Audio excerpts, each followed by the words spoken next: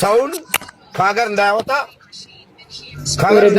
ማድረግ ነው። አንደኛው ኢትዮጵያዊ ከቻለ 450 ሺህ ብር እያወጣችሁ ዱባይ ከምትመጡ የማመጣው አንደኛው እኔ ነኝ። ዋነኛው ስራዬ ነው። በመንግስት ፍቃድ ተሰጥቶኝ፣ ግን እውነቴን ነው የምላችሁ ዱባይ ላይ መጣችሁ ወላሂ ፍሪ ቪዛ መጣች ኮንትራት እንባ ማውረድ አይደለም።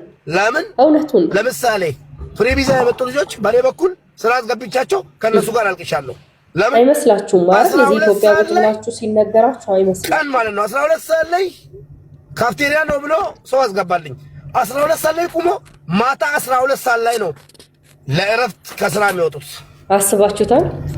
ትችላለህ 12 ሰዓት ቁመህ እቃ ማጠብ ትችላለህ? እስኪ ራስን ጠይቅ።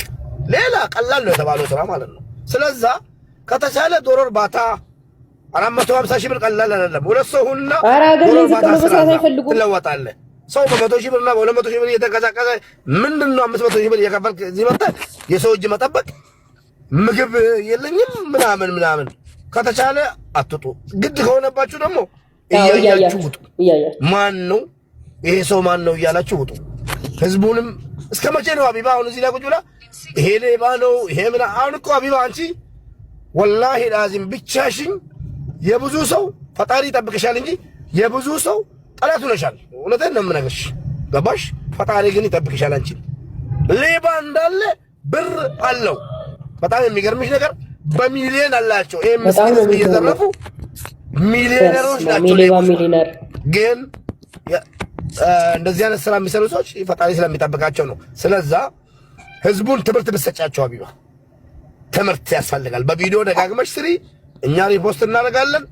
ትምህርት ያስፈልገዋል። የኢትዮጵያ ህዝብ የትኛውም ፌመስ ትምህርት መስጠት አለበት። አዌርነስ በደንብ መሰጠት አለበት። በደንብ ለህዝቡ በየቀኑ ስለ ስደት ክፉነት፣ ህገወጥ ስደት ክፋቱ በቻሉት መጠን ሀገራቸው ላይ እንዲሰሩ፣ ስፔሻሊ ዱባይ ላይ ስራ እንደሌለ ዱባይ ላይ የመጡ እህት ወንድሞቻችን ጎዳና ላይ ወድቀው በየቀኑ እየለመንን እያነሳናቸው እንደሆነ ሚዲያ ላይ ብር እየለመንን ትኬት እየቆረጥን እየላክናቸው እንደሆነ በደንብ ሁላችሁም ቤታችሁን እየከፈታችሁ አዌርነስ ልትሰጡ ይገባል። እዚህ ላይ በደንብ ሊሰራ ይገባል። እውነት ነው። ሀቢባ የተናገረችው ነገር እውነት ነው። ብዙዎቻችሁ እዚህ ኢትዮጵያ ቁጭ ብላችሁ እናት አባታችሁ ቤት ቁጭ ብላችሁ በሶሻል ሚዲያ የምታዩት ህይወት፣ በሶሻል ሚዲያ የምታዩት ቪዲዮ እውነት ምቾት፣ እውነት ድሎት ያለ ይመስላችኋል አይደል? ዱባይ፣ ሳውዲ አረቢያ፣ የሆነ አረብ ሀገር ዛት ኢዝ ሮንግ። አረብ ሀገር ላይ ምቾት የለም፣ ድሎት የለም። የውሸት ማንነት ነው አረብ ሀገር አብዛኞቹ ጋር ያለው።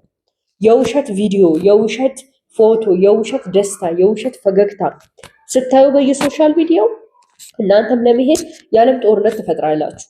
እናት አባታችሁን በሬ ማሸጥ፣ በመሬት ማሸጥ፣ ብር መበደር፣ በወለድ መበደር፣ ያው ሁሉ አድርጋችሁ ዱባይን በሉት ሳውዲ ሄዳችሁ እውነት የምትፈልጉ ነገር ተሳክቶላችኋል ወይ? ለወንዶች ነው ይሄ ጥያቄ ማለት ነው። ምክንያቱም አብዛኛውን ጊዜ አሁን ላይ በጣም ብዙ ወንድሞቻችን ዱባይ ላይ ምግብ እየተራቡ በሀቢባ ቤት እየተረዱ አይተናል ቪዲዮ።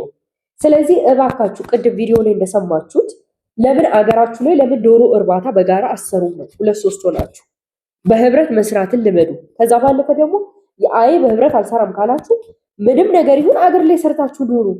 ለምን ለብዙ ሰዎችስ እናንተ ምክንያት ትሆናላችሁ?